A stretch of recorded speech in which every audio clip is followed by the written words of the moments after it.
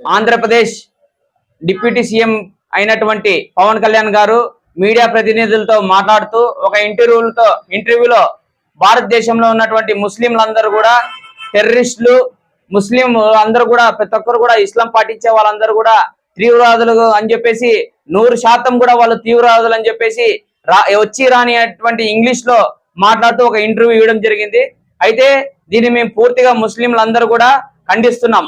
ఎందుకంటే ఈ భారతదేశంలో హిందూ ముస్లింలందరూ కూడా కలిసి భారతదేశంలో హిందుస్థాన్ లో జీవిస్తున్నటువంటి తరుణంలో ఒక ఆంధ్రప్రదేశ్ కు డిప్యూటీ సీఎం గా ఉన్నటువంటి ఒక హోదాలో ఉన్నటువంటి పవన్ కళ్యాణ్ గారు ఈ విధంగా అనుచిత వ్యాఖ్యలు మాట్లాడటం అనేటువంటి సరైనటువంటిది కాదు. ఎందుకంటే పవన్ కళ్యాణ్ గారు ఎన్నికల సమయంలో ప్రచారం సమయంలో అనేకమైనటువంటి ముస్లింల మీద వాళ్ళందరూ కూడా మా అన్న తమ్ముళ్ళు ముస్లింలు ఎవరైనా కానీ ముస్లిం మీద ఎవరైనా మాట్లాడితే ఆ ముస్లింలకు అండగా నేను ఉంటానని చెప్పేసి అంటున్నారు. ఇది చాలా సిగ్గుచేటైనటువంటి విషయం.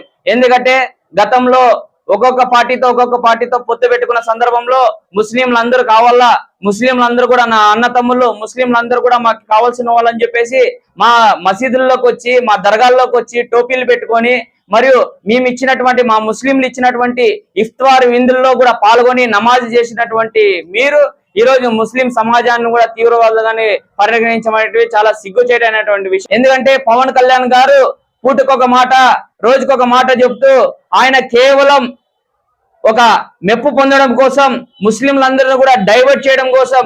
ఎందుకు డైవర్ట్ చేయడం కోసం అంటే ఈరోజు దేశవ్యాప్తంగా వక్ఫ్ బోర్డ్ బిల్లు అనేటువంటి దానిపైన పెద్ద ఎత్తున ముస్లిం సమాజం అంతా కూడా ఈరోజు ఉద్యమాలు చేస్తున్నారు.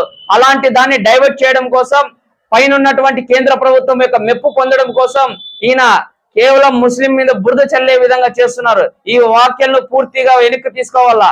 లేని పక్షంలో రాష్ట్ర వ్యాప్తంగా దేశవ్యాప్తంగా ఉన్నటువంటి ముస్లిం సోదరులందరూ కూడా మిమ్మల్ని క్షమించాలని చెప్పేసి ఈ విధంగా తెలియజేస్తున్నాం.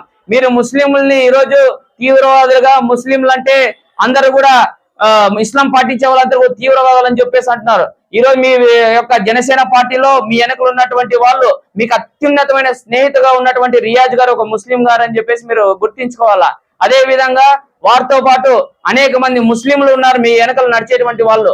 మీ యొక్క పార్టీ కార్యకర్తలు చాలా మంది ముస్లింలు ఉన్నారు. మీకు అభిమానించే వాళ్ళు చాలా మంది ముస్లింలు ఉన్నారు. ఈరోజు మీ జెండా కట్టి మీ ఫ్లెక్సీ కట్టి మీ యొక్క సినిమాలకు ఫస్ట్ షోలు చూసేటువంటి వాళ్ళు ఈ యొక్క సినిమాలే కాదు, మీరు ఎక్కడొచ్చినా కూడా వారి సొంత డబ్బులు పెట్టుకొని వారు ఇల్లు సైతం వెళ్ళి వారు చాలా కష్టపడి ఈరోజు మీకోసం సేవలు చేసే వాళ్ళందరూ కూడా చాలా మంది ముస్లింలను కూడా మీరు ఈరోజు కించపరిచే విధంగా ముస్లింలందరూ కూడా టెర్రరిస్టులని మాట్లాడుతూ చేయడం అనేటువంటి చాలా సిగ్గుచేటైనటువంటి విషయం.